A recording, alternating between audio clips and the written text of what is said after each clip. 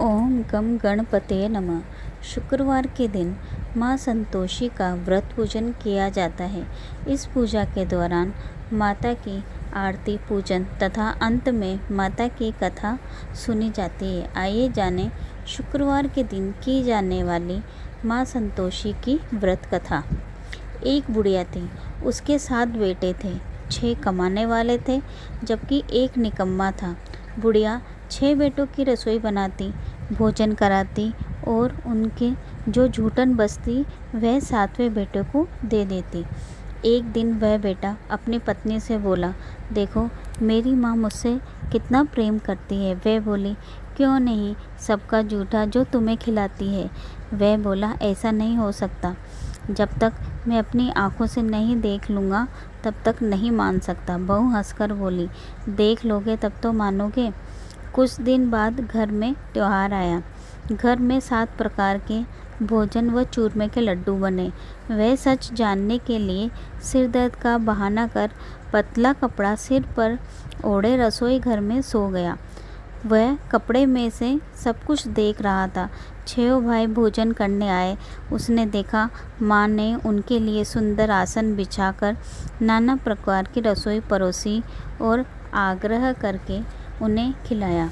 जब 6 भोजन करके उठे तब माँ ने उनकी झूठी थाली में से लड्डू के टुकड़े उठाकर एक लड्डू बनाया। फिर जूठन साफ कर बुढ़िया माँ ने उसे पुकारा, 6 भाई भोजन कर चुके हैं, अब तू ही बाकी है, तू उठ और भोजन कर ले। वह कहने लगा, माँ मुझे भोजन नहीं करना, मैं तो परदेश जा रहा हूँ। तब माँ बोली, कल जाता है तो आज ही चला जा। वह बोला, ठीक है माँ, आज ही जा रहा हूँ। यह कहकर वह घर से निकल गया। परदेश जाते समय अपनी पत्नी से मिला। वह उपले बना रही थी। वहाँ जाकर बोला, मैं परदेश जा रहा हूँ, तुम यहाँ अपना धर्म पालन करते हुए संतोष के साथ रहना। पत्नी बोली, आप आराम से जाइए, मेरी चिंता मत कीजिए, बस मुझे अपनी कोई निशानी दे दीजिए। वह बोला, मेरे पास तो सिर्फ एक अंगूठी है, सो तुम ले लो और अपनी निशानी मुझे दे दो। वह बोली, मेरे पास तो यह गोबर है। इतना कहकर उसके कपड़ों पर पीछे गोबर के हाथ छाप दिए। वह चल दिया और चलते चलते दूर प्रदेश में पहुंचा। वहाँ एक साहूकार की दुकान थी जिस पर वह नौकरी करने लगा। वह सुबह से शाम तक दुकान पर रहने लगा और कुछ ही समय में दुकान का सारा लेन देन हिसाब किताब देखने लगा। साहूकार के अन्य नौकर भी उससे जलने लगे। सेठ ने उसका काम देखा और 3 महीने में ही उसे आधे मुनाफे का हिस्सेदार बना दिया। कुछ वर्ष में ही नामी सेठ बन गया और मालिक अपना सारा कारोबार उस पर छोड़कर चला गया। उधर उसकी पत्नी को सास ससुर बहुत दुख देने लगे। सारा दिन उससे काम कराते और जंगल से लकड़ी लेने भेजते। उसे आटे के भूसे की रोटी देते और नारियल की नारियली में पानी। एक दिन वह जंगल में लकड़ी लेने जा रही थी। रास्ते में बहुत सी स्त्रियां संतोषी माता का व्रत करती दिखाई दी। वह वहां खड़ी होकर कथा सुनने लगी और पूछा, बहनों तुम किस देवता का व्रत करती हो, और यदि इस व्रत का विधान तुम मुझे समझाओगी तो बहुत एहसान होगा। तब उनमें से एक स्त्री बोली, यह संतोषी माता का व्रत है, इसके करने से निर्धनता दूर होती है और मनोकामनाएं पूर्ण होती है। तब उसने व्रत की विधि पूछी। तब वह स्त्री बोली, इस व्रत में गुड़ चना सवाया लेना, प्रत्येक शुक्रवार को निराहार रहकर कथा सुनना, इसके बीच क्रम टूटे नहीं, लगातार नियम का पालन करना, कथा सुनने वाला कोई न मिले तो घी का दीपक जला, जल का पात्र सामने रख कर कथा कहना, जब तक कार्य सिद्ध न हो नियम का पालन करना और कार्य सिद्ध हो जाने पर व्रत का उद्यापन करना। उद्यापन में 2.5 सेर आटे के खाजे, इतनी ही खीर तथा चने का साग बनाना, 8 लड़कों को भोजन करवाना, भोजन के पश्चात यथाशक्ति दक्षिणा दे माता का नियम पूरा करना। उस दिन घर में खटाई न खाना। यह सुनकर बहू चल दी। रास्ते में लकड़ी बेचकर गुड़ चना ले माता के व्रत की तैयारी कर आगे चल दी तो सामने संतोषी माता का मंदिर देखकर माँ के चरणों में विनती करने लगी, हे माता, मैं अज्ञानी हूँ, व्रत के नियम नहीं जानती, मेरा दुख दूर करो, मैं आपकी शरण में हूँ। एक शुक्रवार ही बीता था कि दूसरे को उसके पति का पत्र आया और तीसरे शुक्रवार को पति द्वारा भेजा गया कुछ धन आया। यह देखकर जेठ जेठानी मुँह सिकुड़ने लगे, परंतु वह खुश नहीं थी। वह माता के मंदिर जाकर कहने लगी, माँ, मुझे पैसे नहीं, अपना सुहाग चाहिए। तब माता बुढ़िया के बेटे के स्वप्न में प्रकट हो बोली, पुत्र, तेरी पत्नी घोर कष्ट उठा रही है, तेरे माँ बाप उसे परेशानी दे रहे हैं, वह तुझे याद करती है, अब उसके पास जा। वह बोला, कैसे जाऊँ? यहाँ बहुत सारा काम फैला हुआ है, लेन देन का कोई हिसाब नहीं। इस पर माँ कहने लगी, सुबह स्नान करके माँ संतोषी का नाम लेकर घी का दीपक जलाकर बैठ जाना, देखते ही देखते सारा लेन देन चुक जाएगा। बुढ़िया के बेटे ने वैसा ही किया।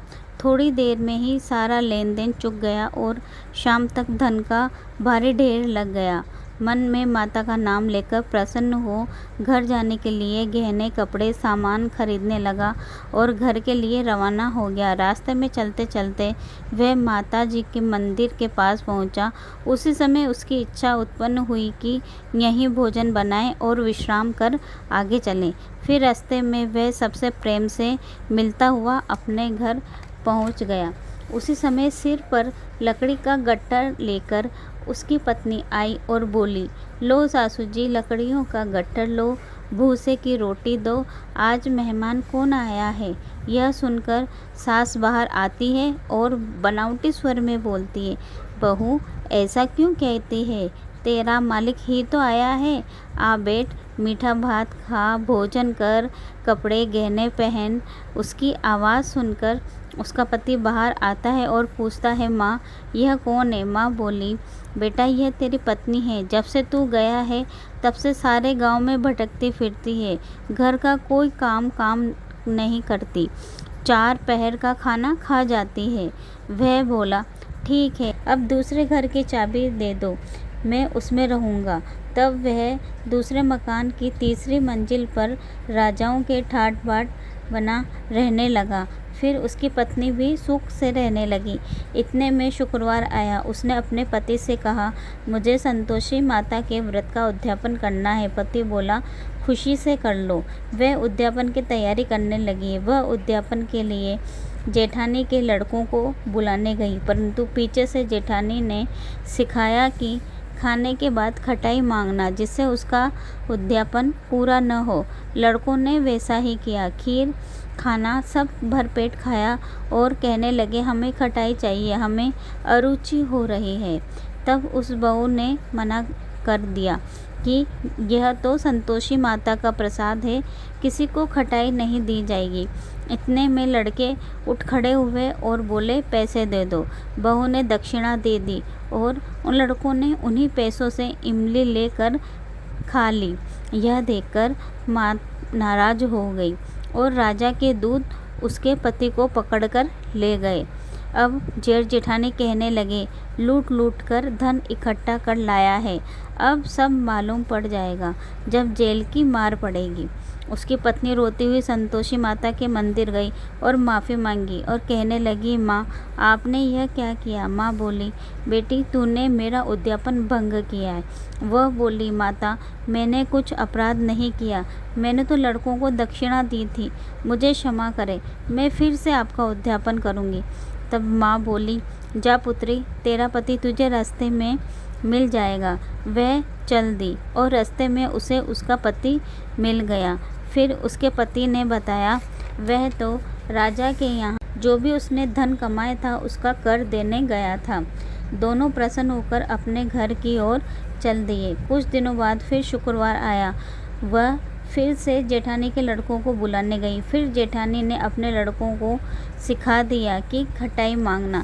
इस पर लड़कों ने फिर खटाई मांगी तो इस बार बहू ने लड़कों की जगह ब्राह्मणों को बुलाकर भोजन करवा दिया और यथाशक्ति उन्हें दक्षिणा की जगह एक एक फल दे दिया। इससे संतोषी माता प्रसन्न हुई। माता की कृपा से 9 माह पश्चात उसके यहाँ पुत्र का जन्म हुआ। वह बहुत प्रसन्न थी और प्रतिदिन माता के मंदिर जाने लगी। माता ने सोचा क्यों न इसकी परीक्षा ली जाए। यह सोचकर माता ने एक भयानक रूप बनाया और उस पर मक्खियाँ भिन भिन कर रही थी। वह दरवाजे पर आई। दहली पर पैर रखते ही उसकी सास चिल्लाई, देखो रे, कौन चुड़ैल डाकिन चली आ रही है। इस बहू रोशनदान में से देख रही थी। वह माता को पहचान कर चिल्लाने लगी, आज मेरी माताजी मेरे घर आई हैं। वह बच्चों को दूध पिला रही थी कि दूध से हटाकर भागने लगी।